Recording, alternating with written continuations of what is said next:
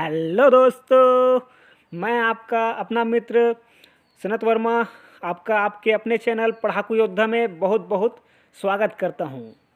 दोस्तों, हम लोग पढ़ रहे थे सेल बायोलॉजी और उसके अंतर्गत हम लोगों ने 2 पार्ट देख लिए हैं और हम लोग आज तीसरा पार्ट देखने जा रहे हैं। आज बहुत कुछ कवर करने की कोशिश कर रहा हूं मैं और आप लोग बिल्कुल बने रहिएगा मेरे साथ। बहुत सारी अच्छी बातें आज हम लोग करने वाले हैं।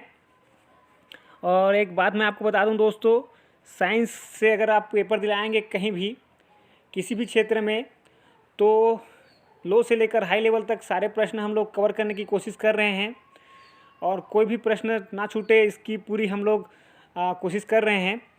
तो अगर आप लोगों को अच्छा लगेगा वीडियो तो ज़रूर लाइक कीजिएगा और जो नए बच्चे हमारे चैनल पर आए होंगे सब्सक्राइब कर लीजिएगा दोस्तों, और हो सके तो शेयर कीजिएगा फेसबुक, व्हाट्सएप आदि में, है ना। तो चलें और चलते हैं दोस्तों। आज हम लोग सबसे पहले मैं आपको एक बहुत अच्छी बात बताऊंगा प्रोटोप्लाज्म के बारे में। दोस्तों, प्रोटोप्लाज्म आखिर होता क्या है ना। तो दोस्तों, अगर आप लोग सेल देख रहे हैं, ये पूरा सेल और सेल के अंदर का जितना भी पदार्थ है ना, उसको पूरा मिलाकर बोला जाता है दोस्तों प्रोटोप्लाज्म या जीव द्रव्य, है ना, या जीव द्रव्य बोलते हैं। ठीक है, जीव द्रव्य। ठीक है, तो आखिर जीव द्रव्य या प्रोटोप्लाज्म होता क्या है, और अगर आपसे पूछा जाए कि इसका काम क्या है, तो सारा काम इसी का होता है दोस्तों, है ना।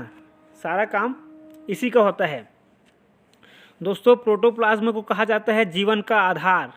क्या कहा जाता है, मैं आपके लिए लिख दूं, क्या लिख देता हूं दोस्तों, जीवन का आधार कहा जाता है, जीवन का आधार।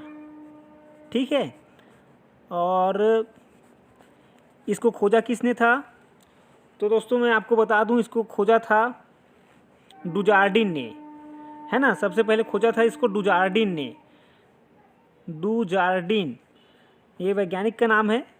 अजीब लग रहा होगा आपको, मुझको भी अजीब लगा था, लेकिन याद करना है दोस्तों, है ना। डुजार्डिन, और डुजार्डिन ने तो खोजा तो था, लेकिन इसको प्रोटोप्लाज्म नाम किसने दिया। अच्छा, प्रोटोप्लाज्म कैसे लिखते हैं मैं लिख के बताऊं क्या, चलो बता देता हूँ, है ना। प्रोटो और रहेगा प्लाज्म, तो प्रोटोप्लाज्म, है ना। और प्लाज्म को ही क्या कहते हैं, जीव द्रव्य कहते हैं दोस्तों। तो प्रोटोप्लाज्म किसने कहा पहली बार, डुजार्डिन ने खोज तो लिया था, बता तो दिया था कि इस कोशिका में ऐसा पदार्थ भरा होता है, लेकिन उसका नाम प्रोटोप्लाज्म या जीव द्रव्य किसने रखा, तो दोस्तों उस वैज्ञानिक का नाम था पुरकिंजे, है ना। इम्पोर्टेंट है, सारी बातें पूछी गई हैं, है ना। पुरकिंजे ने इसका नाम रखा था जीव द्रव्य। और मैंने आपको बताया कि प्रोटोप्लाज्म या जीव द्रव्य को कहा जाता है जीवन का आधार, है ना। तो है ना इम्पोर्टेंट, क्योंकि सारी क्रियाकलाप तो यही होती है ना कोशिका के अंदर, और कोशिका के अंदर जो भी भरा रहता है उसी को तो क्या कहते हैं दोस्तों, उसी को तो कहते हैं आपका प्रोटोप्लाज्म या जीव द्रव्य। ठीक है, तो पुरकिंजे लिख देता हूँ मैं आपके लिए।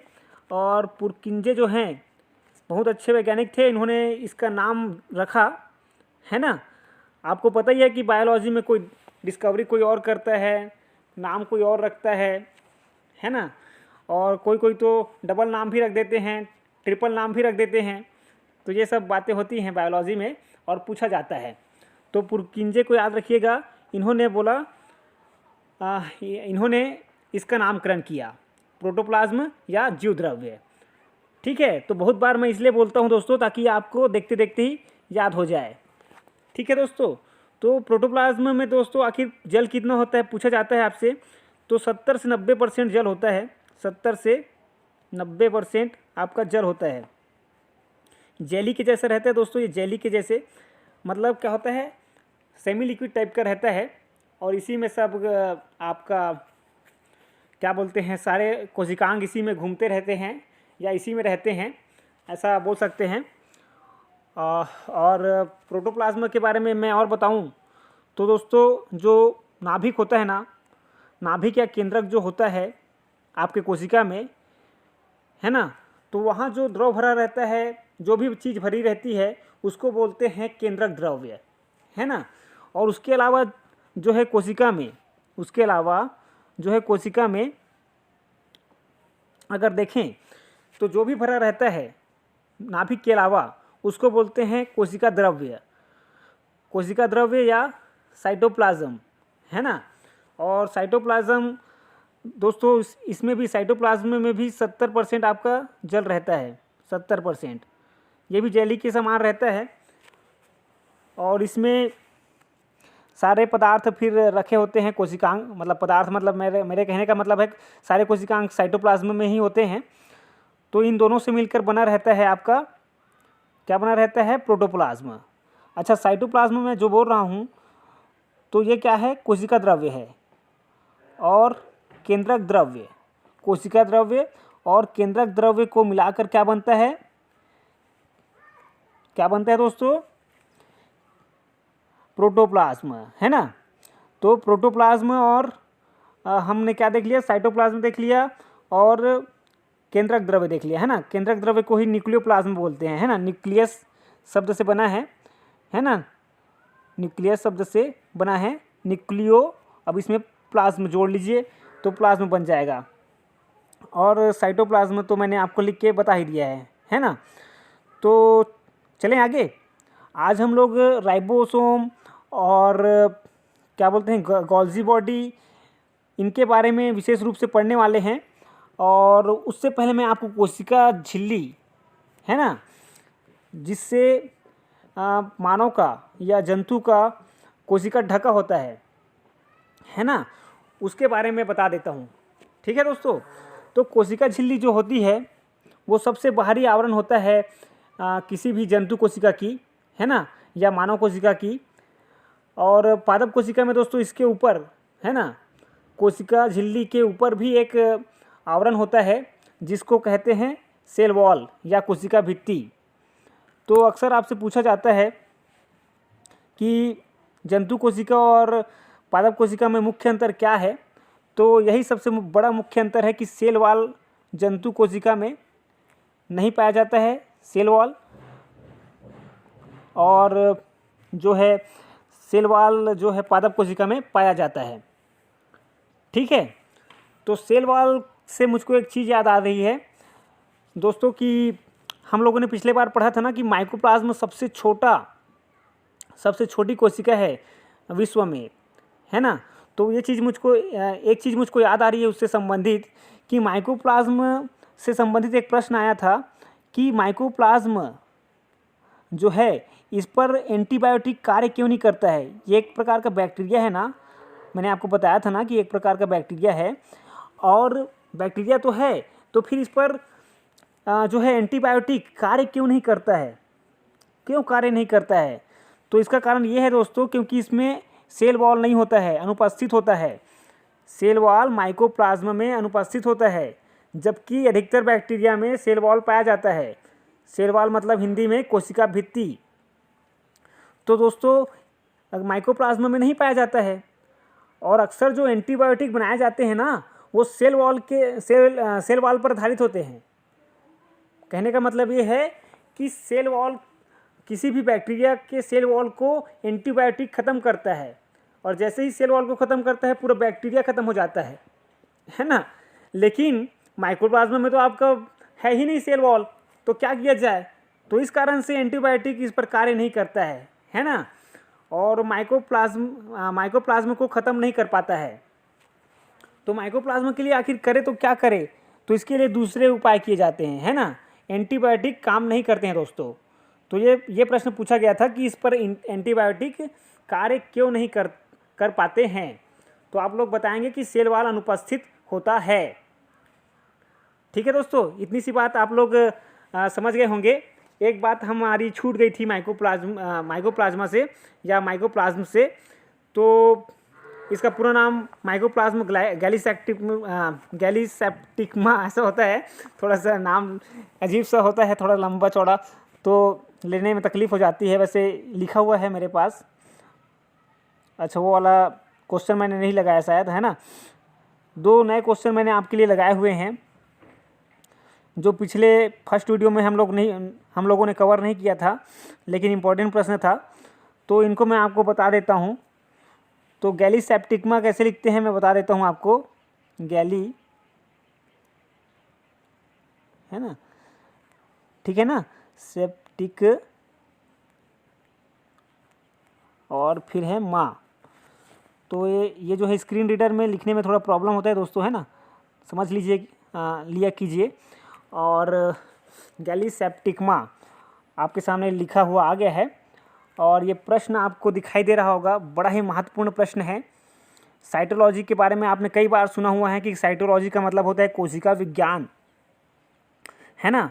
और कोशिका विज्ञान के अंतर्गत बहुत सारी बातें आती हैं, और कोशिका के बारे में किस जीव विज्ञान के किस शाखा में अध्ययन किया जाता है, बोला जाता है जब भी आपको, तो आप बता देते हैं साइटोलॉजी। लेकिन ये जो शब्द है साइटोलॉजी, इसको किस वैज्ञानिक ने दिया था, ऐसा अगर आपसे प्रश्न पूछा जाए, तब दोस्तों आपको एक नाम याद रखना है, और नाम बड़ा ही प्यारा है। इनका नाम है वैज्ञानिक का हार्टविग। क्या नाम है? हार्टविग। तो इसका मतलब क्या है? इसका सी आंसर एकदम सही है। और दोस्तों याद रखिएगा, बहुत महत्वपूर्ण प्रश्न बनता है इससे। हार्टविग नाम है इनका।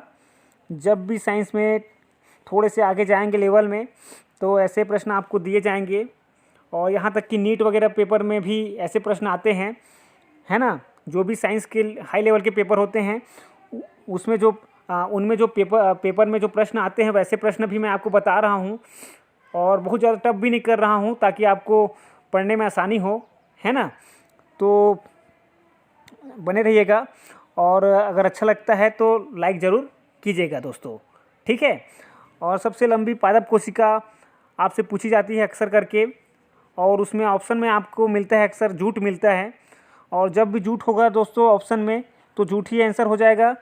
और अगर झूठ नहीं है, है ना, सबसे लंबी पादप कोशिका या प्लांट सेल, तो झूठ नहीं है तो फाइबर ऑफ रेमी। और असली आंसर तो यही है दोस्तों, फाइबर ऑफ रेमी ही होना चाहिए ऑप्शन में, क्योंकि असली आंसर यही है, रेमी ही होता है। और फाइबर ऑफ रेमी आपको अक्सर ऑप्शन में मिलेगा सबसे लंबी पादप कोशिका में। और अगर ये नहीं मिलता है, झूठ लिखा होता है, तो झूठ पर लगाएंगे टिक। और झूठ और ये दोनों लिखा हुआ आ गया अगर गलती से, तो आप लोग फाइबर ऑफ रेमी ही लगाइएगा, क्योंकि यही सबसे उचित इसका आंसर है।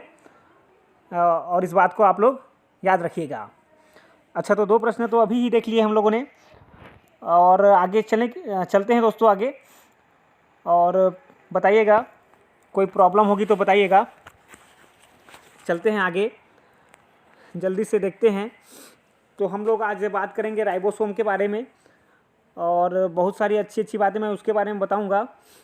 और बात करेंगे गोल्गी बॉडी के बारे में, मतलब उसी को गोल्गी बॉडी भी बोलते हैं, और हिंदी में गोल्गी काय बोलते हैं। तो कौन सा शुरू करें पहले दोस्तों? पहले हम लोग, अच्छा मैंने आपको बोला था कि कोशिका झिल्ली के बारे में बताऊंगा, और हम लोग चले गए थे सेल वॉल के बारे में। तो कोशिका झिल्ली के बारे में थोड़ा सा सुन लीजिए, बहुत अच्छी बातें हैं इसके बारे में भी। तो आपसे पूछा जाता है कि कोशिका झिल्ली, मानव की जो कोशिका झिल्ली होती है, या जंतु की, किसी भी जंतु की कोशिका झिल्ली, है ना, किसकी बनी होती है, ऐसा अगर पूछा जाए, तब आप लोग बताएंगे दोस्तों लिपिड और प्रोटीन से, या डायरेक्ट इसी को लिख देता है लाइपोप्रोटीन। तो आप लोग याद रखिएगा, लिपिड और प्रोटीन से बना होता है कोशिका झिल्ली। और प्रोटीन कितने % होता है? प्रोटीन होता है दोस्तों आपका 52%। 52% प्रोटीन होता है, 52%, और 40% होता है लिपिड। इसके अलावा कार्बोहाइड्रेट भी कुछ मात्रा में होते हैं। बाकी जितना % बाकी है ना, 8%, वो जो है कार्बोहाइड्रेट होता है। लेकिन अक्सर आपके ऑप्शन में लाइपोप्रोटीन होता है, या एक तो आपको प्रोटीन देगा ऑप्शन में, है ना, और लिपिड और प्रोटीन दोनों दे, तो उपरोक्त दोनों लिखा होगा नीचे में, है ना। और उपरोक्त दोनों ना लिखा हो दोस्तों, तो प्रोटीन लगाइएगा, क्योंकि प्रोटीन को आप देख रहे हैं सबसे ज़्यादा है। तो ऐसे प्रश्न बनाकर घुमाता है, और इसलिए मैं आपको हर तरीके से तैयार कर रहा हूँ। और प्रोटीन दोस्तों सबसे अधिक होता है कोशिका झिल्ली में। वैसे तो लिपिड और प्रोटीन दोनों से मिलकर बना होता है, ठीक है। और कैसा होता है, द्विपर्तीय होता है ना, या द्विस्तरीय बोल सकते हैं। मतलब 2 परतें होती हैं इसमें। कितनी परतें? दोहरी झिल्ली बोल सकते हैं, है ना। कोशिका झिल्ली जो होती है दोहरी झिल्ली होती है, और मतलब कहने का मतलब है 2 परत होते हैं।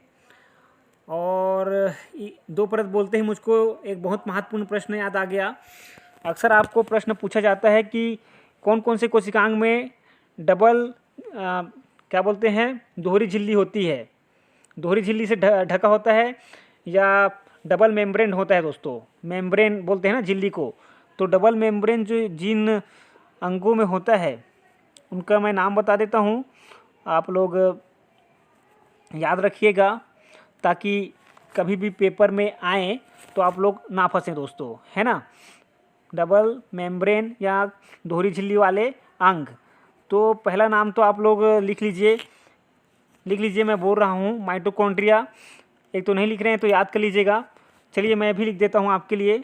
एक तो होता है माइटोकॉन्ड्रिया, ठीक है, समझ जाएंगे आप। एक होता है दोस्तों नाभिक में होता है, न्यूक्लियस जिसको बोलते हैं, है ना। तो नाभिक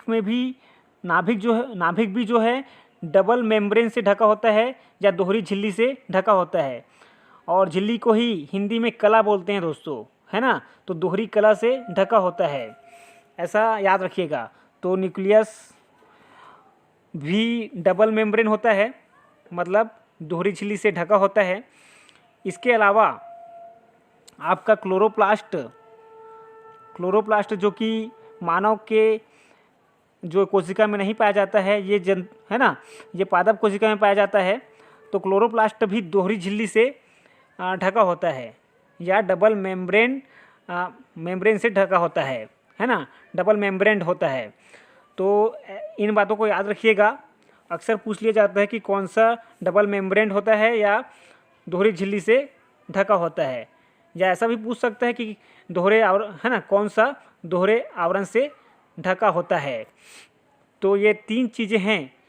इसके अलावा आपको पूछा जाता है कि कौन सा जो है जिसमें आवरण ही नहीं होता है, तो अगर उसका नाम बताऊं, उस कोशिकांग का नाम, तो उसका नाम है दोस्तों राइबोसोम। और राइबोसोम को आप लोगों को मैं आज पढ़ाने वाला हूं। और उससे पहले मैं कोशिका झिल्ली के बारे में बात कर रहा था। तो कोशिका झिल्ली आखिर किससे बनी होती है मैंने आपको बता दिया। और राइबोसोम जो दोस्तों ये जो है झिल्ली युक्त नहीं होता है, इसमें मेम्ब्रेन का अभाव होता है, तो इसको झिल्ली रहित बोल सकते हैं या कला रहित बोल सकते हैं, ठीक है। और इसके अलावा सेंट्रोसोम नाम का एक कोशिकांग होता है, सेंट्रोसोम, हिंदी में भी इसको सेंट्रोसोम ही बोलते हैं दोस्तों, है ना, याद रखिएगा। इसीलिए मैं एक तो देखिए क्या होता है कि इसमें अक्सर करके जो नाम भी होते हैं हिंदी के वो बहुत ख़तरनाक होते हैं, इसलिए मैं आपको इंग्लिश में ही बता दे रहा हूँ। इंग्लिश में अगर हिंदी में दिया हो आपके ऑप्शन में तो आप लोग इंग्लिश वाला चेक कर लीजिएगा। सेंट्रोसोम में भी क्या होता है, झिल्ली का अभाव होता है। तो इस प्रकार 2 चीज़ें हमने पढ़ ली हैं। एक तो डबल मेम्ब्रेन, है ना, दोहरी झिल्ली वाले। एक तो जिसमें झिल्ली ही नहीं होता है, जो आवरण से ढका ही नहीं होता है ना, कलर रहित होता है। तो ऐसे कोशिकांगों को भी देख लिया। अब इसके अलावा जो भी है दोस्तों, है ना, उनमें सिर्फ एक परत होती है, मतलब एक झिल्ली से ढका होता है ना, सिंगल मेम्ब्रेन होते हैं, एकल झिल्ली वाले होते हैं। तो हिंदी इंग्लिश सब बोल के बता रहा हूँ आपको ताकि कन्फ्यूज़न ना हो, है ना। और कला बोलते हैं, कला झिल्ली को ही कला या इसी को झिल्ली बोलते हैं, इसी को इंग्लिश में बोलते हैं मेम्ब्रेन। तो आपके लिए लिख भी देता हूँ। और इसके अलावा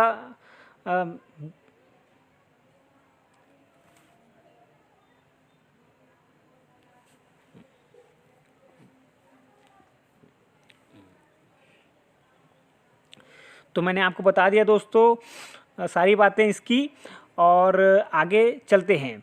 तो हम लोग कोशिका झिल्ली के बारे में देख रहे थे, तो उसका काम एक्चुअली क्या होता है, किससे बना होता है, ये तो हमने देख लिया। उसका काम होता है दोस्तों कोशिका को एक निश्चित आकार देना तथा है ना बाहरी आघातों से बचाना। और अर्धपारगम्य झिल्ली होती है एक प्रकार से कोशिका झिल्ली, जिससे पदार्थों का आना जाना है ना, कुछ पदार्थों को जाने देता है, कुछ पदार्थों को नहीं जाने देता है, तो पदार्थों का आना जाना चलते रहता है। तो बहुत ही महत्वपूर्ण होती है हमारे कोशिकाओं के लिए या किसी भी जंतु के कोशिकाओं के लिए। उसके बाद हम लोग देखते हैं सेल वॉल देख रहे थे हम लोग। तो सेल वॉल दोस्तों, पादप का जो सेल वॉल होता है ना, पौधों का जो सेल वॉल होता है वो सेल्यूलोज से बना होता है, आपको पता होगा। और सेल वॉल के बारे में हम लोग आगे और देखेंगे कभी अच्छे से, क्योंकि से अगर थोड़ा डीप पढ़ें तो थोड़ा सा ज़्यादा है वो।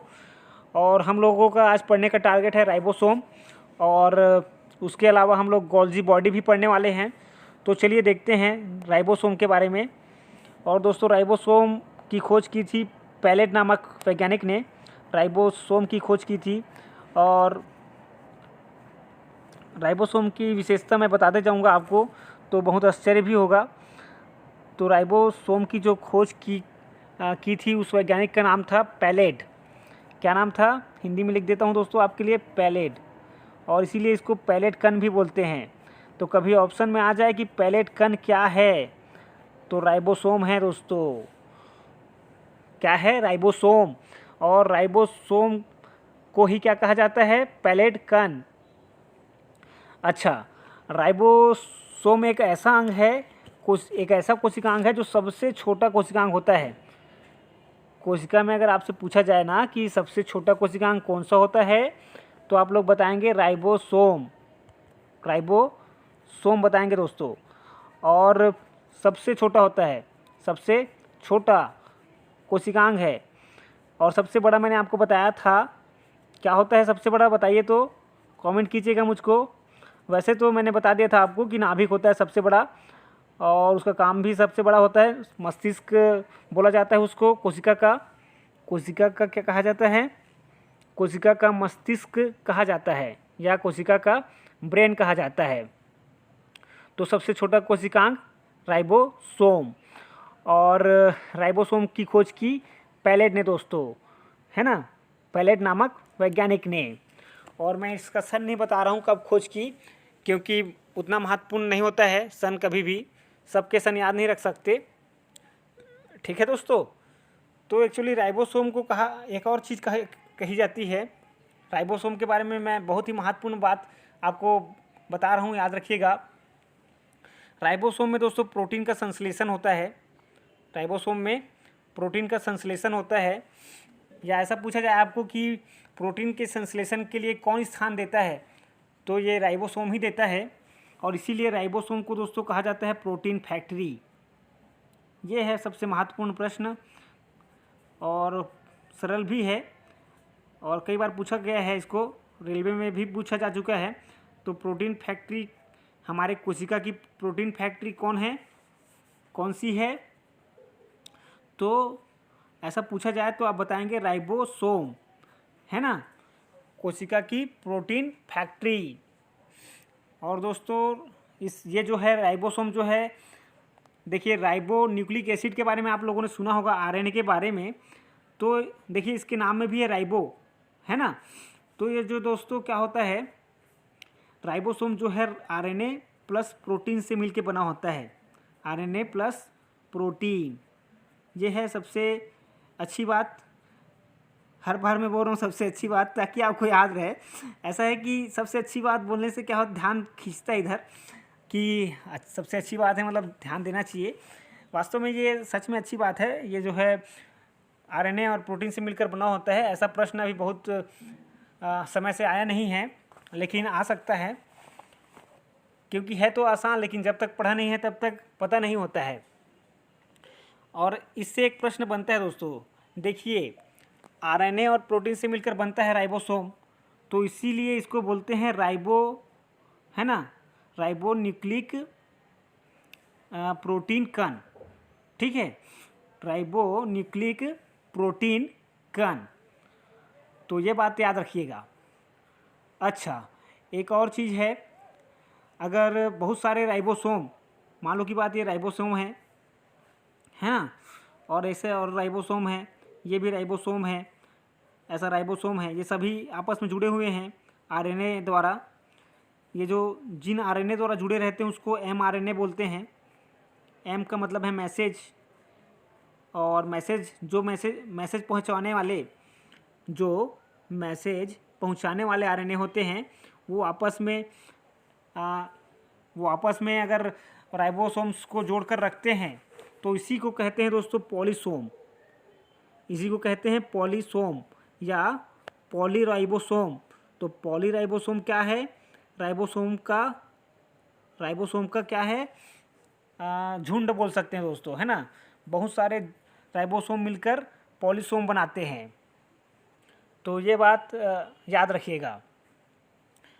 और कभी पूछा जाए कि पॉलीसोम क्या है तो थोड़ा सा आश्चर्य हो जाएगा कई लोगों को, तो अगर नहीं पढ़ा होगा तो।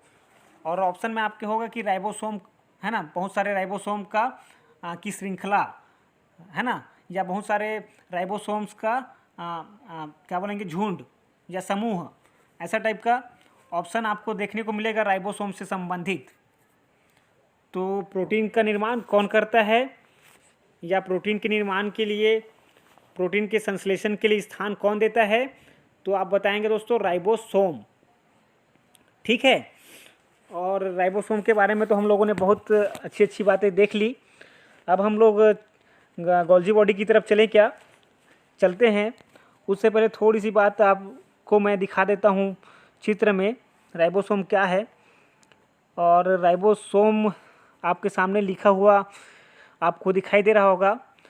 दो परतों से, मतलब दो टुकड़ों से मिलके बना होता है राइबोसोम दोस्तों, है ना। दो टुकड़ों से मिलके बना होता है, कभी भी याद रखिएगा। ये देखिए नीचे वाला टुकड़ा है, ये ऊपर वाला टुकड़ा है, इसको बोलते हैं लार्ज सब यूनिट, है ना। ये देखो लिखा भी हुआ है, और इधर ये वाला लिखा हुआ है स्मॉल सब यूनिट, नीचे वाले को, मतलब जो छोटा होता है उसको स्मॉल बोलते हैं ना। स्मॉल यूनिट बोल दो या स्मॉल सब यूनिट बोल दो, एक ही मतलब है। तो राइबोसोम दो यूनिट से मिलकर बना होता है, एक छोटा होता है, एक बड़ा होता है। और जो जंतु कोशिका में पाई जाती है यूकैरियोटिक सेल में, जो पाया जाता है वो 80S होता है, 80S। ठीक है, 80S प्रकार का क्या होता है, राइबोसोम होता है। और ये जो बीच में लगी हुई है दोस्तों, ये देखिए जो बीच में एक धागे सी लगी हुई है और इधर लिखा हुआ है वो mRNA लगा होता है ऐसी बीच में।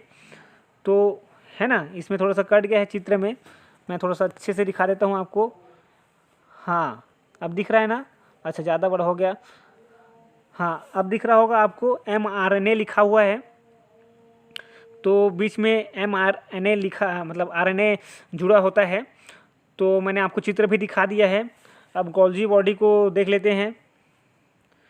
तो 80S प्रकार का मैंने आपको क्यों बताया, 80S प्रकार का आप याद रखिए, क्योंकि यूकैरियोटिक जो सेल होते हैं, मतलब जो विकसित सेल होते हैं ना, उसमें 80S प्रकार का राइबोसोम पाया जाता है, कभी पूछ लिया जाए आपको तो। और जो अल्प विकसित होते हैं जिसको प्रोकैरियोटिक सेल बोलते हैं ना, प्रोकैरियोटिक, तो उसमें दोस्तों 70S प्रकार का क्या बोलते हैं, राइबोसोम, है ना, राइबोसोम पाया जाता है। तो 70S प्रकार का एक्चुअली क्या होता है, कम विकसित बोल सकते हैं उसको, है ना। अल्प विकसित कोशिका में अल्प विकसित राइबोसोम ही तो पाया जाएगा, है ना। तो दोस्तों एक्चुअली देखने में तो ऐसा लगता है कि 70S और 80S ऐसा बोलने से तो ऐसा लगता है कि दोनों जो हैं लगभग बराबर होंगे, लेकिन 70S जो होता है ना दोस्तों, इससे दुगुना होता है 80S प्रकार का राइबोसोम, जो कि जंतु कोशिका में पाया जाता है। और किस प्रकार की जंतु कोशिका में, पूर्ण विकसित बोल सकते हैं, या यूकैरियोटिक, है ना। तो यूकैरियोटिक और प्रोकैरियोटिक दोनों के बारे में भी मैं आपको किसी वीडियो में बताऊंगा, उनके विशेषताओं के बारे में, और कौन सी चीज़ इसमें पाई जाती है, कौन सी चीज़ उसमें नहीं पाई जाती है, ये सब हम लोग बातें करेंगे, है ना। तो डरिएगा मत, अभी सुन लीजिए ताकि आप लोग थोड़ा परिचित रहें उससे, आपके दिमाग में सेट रहे। तो चले दोस्तों आगे चलते हैं और गोल्गी बॉडी को पढ़कर जल्दी से ख़त्म करते हैं आज का सेशन, और आपको बहुत अच्छा लगेगा आज पढ़कर, क्योंकि देखिए बहुत इम्पॉर्टेंट चैप्टर है।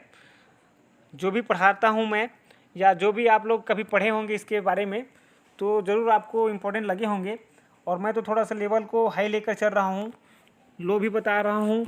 मुझको कहना चाहिए दोस्तों कि मैं लो से लेकर हाई लेवल तक पूरा बता रहा हूँ, और ऐसा ही पढ़ना चाहिए ताकि आगे अगर हम लोग कुछ अच्छे पेपर्स फाइट करें, साइंस के अच्छे लेवल के पेपर्स मतलब फाइट करें, तो हमको मुश्किल ना हो, है ना।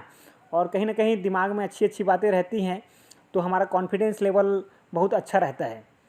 तो बहुत सारे इम्पोर्टेंट फैक्ट्स हमारे पास हमारे बुद्धि में रहने चाहिए या हमारे पास होने चाहिए, ताकि हमारा कॉन्फिडेंट जो लेवल है वो परफेक्ट रहे।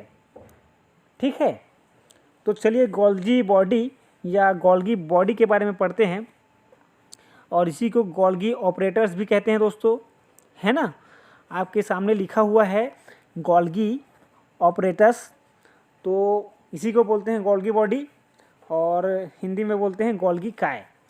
तो गोल्गी जो ऑपरेटर्स है ना, गोल्गी ऑपरेटर्स है, इसी को बोलते हैं गोल्गी बॉडी। सिर्फ बॉडी का फ़र्क है, तो एक ही मतलब है, एक है ना। गोल्गी बॉडी बोले चाहे गोल्गी ऑपरेटर्स बोले, है ना। और हिंदी में गोल्गी काय बोलते हैं। बॉडी का मतलब काया होती है ना, शरीर होता है ना, तो गोल्गी काय बोलते हैं। तो मैं हिंदी में आपके लिए लिख देता हूँ दोस्तों हिंदी में, और हिंदी में बोलते हैं गोल्गी काय। अच्छा, तो गोल्गी काय तो बोलते हैं, मगर इसकी खोज किन्होंने की? गोल्गी, नाम ही गोल्गी है, तभी इनका नाम भी क्या रख दिया गया? गोल्गी काय। तो कैमिलो गोल्गी थे इनके खोजकर्ता, कैमिलो गोल्गी जी थे इनके खोजकर्ता, और इन्हीं के सम्मान में इनका नाम रख दिया गोल्गी बॉडी या गोल्गी ऑपरेटर्स या गोल्गी काय। ठीक है, गोल्गी काय। तो इसको बोलते हैं दोस्तों यातायात प्रबंधक।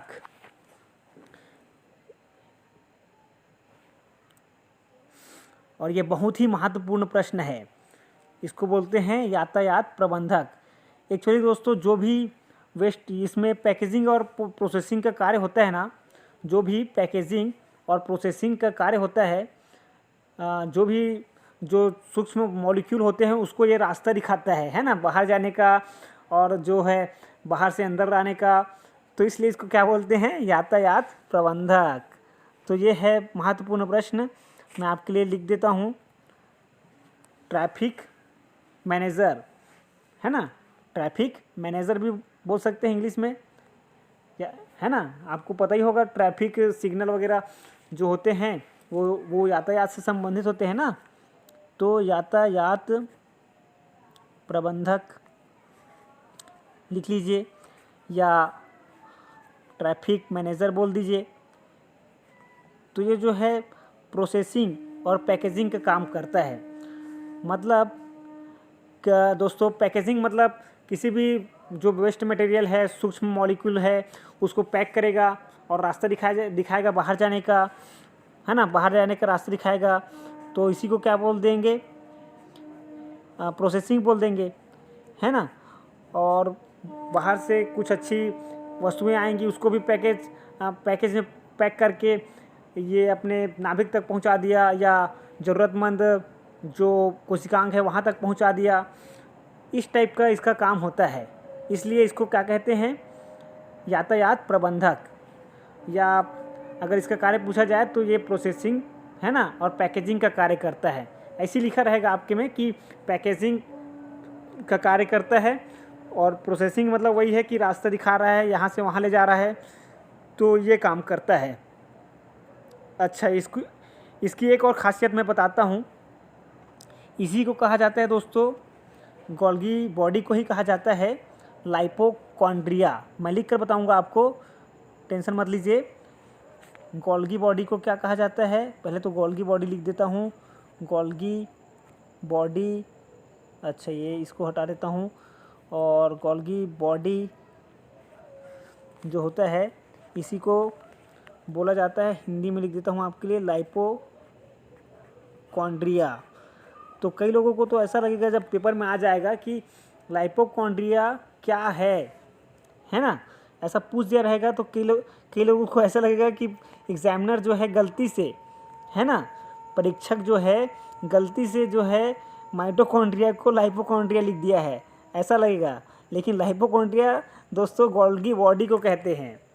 तो ऑप्शन में आपके गोल्गी बॉडी होगा अगर पूछा जाएगा लाइपोकॉन्ड्रिया क्या है।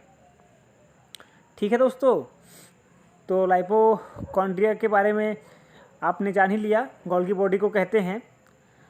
और अगर पूछा जाए यातायात प्रबंधक इनमें से कौन सा है और ऑप्शन में दिया हो लाइपोकॉन्ड्रिया, गोल्गी बॉडी ना हो, तो आपको क्या लगाना है दोस्तों, लाइपोकॉन्ड्रिया। ठीक है, तो अलग प्रकार के नाम याद रखने से यही फ़ायदा है कि कभी भी आप फंसेंगे नहीं। ठीक है, तो गोल्गी बॉडी का खोज किन्होंने किया है, कैमिलो गोल्गी ने। इसी को कहा जाता है लाइपोकॉन्ड्रिया। ठीक है, एक और महत्वपूर्ण बात आपको बता देता हूँ। ठीक है, अगर हमारे शरीर में, मानव के शरीर में पाया जाता है यह अंग ना बोलकर बोलते हैं कोशिकांग, तो इसको बोलते हैं गोल्गी बॉडी। और है ना, या मानव बोलो दोस्तों या तो जंतु बोलो, है ना, कोई फ़र्क नहीं पड़ता, क्योंकि जंतुओं, किसी भी प्रकार के जंतु के अगर बॉडी में पाया जाता है तो इसको बोलते हैं गोल्गी बॉडी। लेकिन अगर यही पाया जाता है आपके पौधे में, है ना, पादप में इसी प्रकार की संरचना को या गोल्गी बॉडी को ही क्या कहते हैं, डिक्टियोसोम। ठीक है, अच्छा इसमें लिखने में थोड़ा तकलीफ़ होती है, इसलिए थोड़ा सा अक्षर सही नहीं बन पाता है, लेकिन आपको समझ में आ जाएगा, समझना ही मुख्य चीज़ होती है। और डिक्टियोसोम कहा जाता है दोस्तों, है ना। इंग्लिश में भी लिख दूं क्या, डिक्टियोसोम। बार बार बोलने का सिर्फ एक ही उद्देश्य होता है, ताकि आपको वीडियो देखते देखते ही याद हो जाए, है ना। हमारा काम ही है आपको समझाना और याद कराना। तो दोस्तों डिक्टियोसोम बोलते हैं गोल्गी बॉडी को ही। कब बोलते हैं, जब ये पौधों में पाया जाता है, या आपको पूछा जाएगा कि पादप में गोल्गी बॉडी के समान पाई जाने वाली संरचना को क्या कहते हैं, तो आप बताएंगे डिक्टियोसोम। या आपसे पूछा जाएगा कि पौधे में गोल्गी बॉडी को क्या बोला जाता है ना, तो आप बताएंगे डिक्टियोसोम। ठीक है दोस्तों, तो आज का वीडियो समाप्त करते हैं दोस्तों। आज आपको बहुत कुछ जानने को मिला है और मुझको भी बताने में अच्छा लगा, और आपको भी समझने में और याद करने में बहुत अच्छा लगा होगा। और मैं आपको याद कराने के लिए बार बार बोलने का प्रयास करता हूँ, तो मेरी मेहनत आपको अच्छी लगी होगी। और अच्छी लगी होगी दोस्तों तो ज़रूर लाइक कीजिएगा, और जो नए बच्चे होंगे हमारे चैनल पर सब्सक्राइब कर लीजिएगा। छत्तीसगढ़ के किसी भी टॉपिक पर वीडियो बनाने के लिए कमेंट कीजिएगा। और साइंस में तो हमारा अभी सेल बायोलॉजी चल रहा है, इसके बाद हम लोग अनुवांशिकी और जैव विकास पढ़ने वाले हैं। इसको मैं जल्द ही ख़त्म करने की कोशिश करूँगा। उसके बाद अनुवांशिकी और जैव विकास पढ़ेंगे। और अगर पौधों के परिवहन तंत्र के बारे में पढ़ना है तो हमारे प्लेलिस्ट पर आ जाइए दोस्तों। श्वसन तंत्र भी पूरा पढ़ाया जा चुका है ना। पौधों का परिवहन तंत्र भी पढ़ाया गया है, और पौधों का उत्सर्जन तंत्र भी पढ़ाया गया है। और पूरा उत्सर्जन तंत्र के बारे में तो हमने पूरा ही पढ़ लिया है, पौधों का भी पढ़ा है और जंतुओं का भी पढ़ा है। तो प्लेलिस्ट पर आ जाइए, और अगर आपको किसी भी प्रकार की समस्या होती है तो मुझको कमेंट कीजिए, मैं आपकी समस्या का निराकरण करने का पूरा प्रयास करूंगा दोस्तों। और पूरा वीडियो देखने के लिए बहुत बहुत धन्यवाद।